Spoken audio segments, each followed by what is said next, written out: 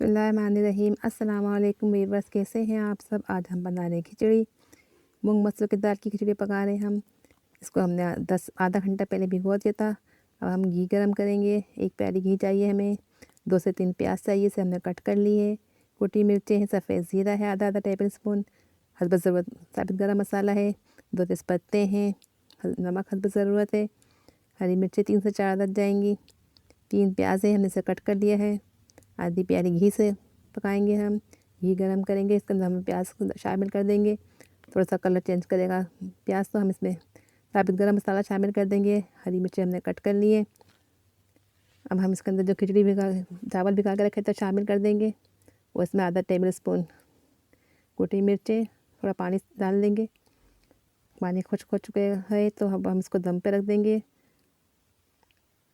दम हो चुकी है, अब हम इसको प्लेट में निकालते हैं। इससे पहले हम खिचड़ी पकाने साथ खाने के लिए चटनी पीसते हैं। चटनी के अज्जा इस तरह से हैं।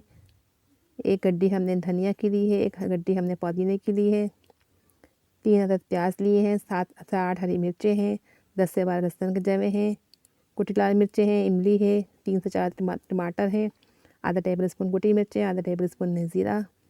अब इमली को हम भिगो देंगे, इसका पल्प शामिल करेंगे हम। अब हम इसको पीसते हैं, मशीन में पीसेंगे इसको हम।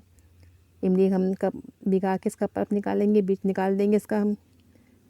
टमाटर कट कर लेंगे और सफ़ेद ज़ीरा जब मसाले हम शामिल कर देंगे मशीन में पीसने के लिए। इधर बीज निकाल दिए हमने।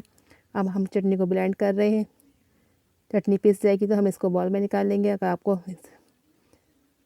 ये देखिए खिचड़ी पक चुकी है, हमने खिचड़ी नरम पकाई है। खिचड़ी नरम अच्छी लगती है। अब हम इसके साथ अचार सर्व करेंगे और चटनी भी सर्व करेंगे। अगर आपको हमारी रेसिपी अच्छी लग रही है तो सब्सक्राइब करें, लाइक करें, शेयर करें। अचार हमने अब ये घर पे बनाया है। आपको अगर इसकी रेसिपी चाहिए तो हमारे चैनल में मौजूद है। मिलते हैं नेक्स्ट वीडियो में। अल्लाह हाफ़िज़।